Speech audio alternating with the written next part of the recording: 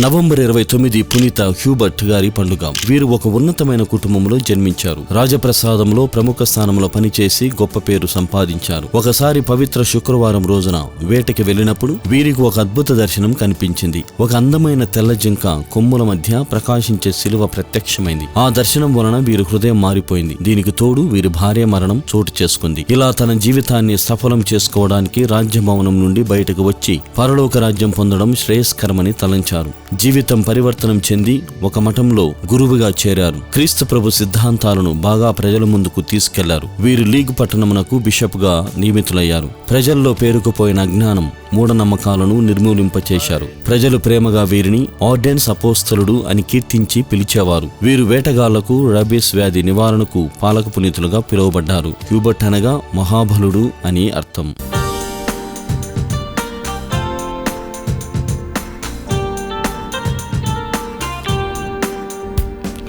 పునీత హ్యూబర్ట్ గారా మా కొరకు ప్రార్థించండి.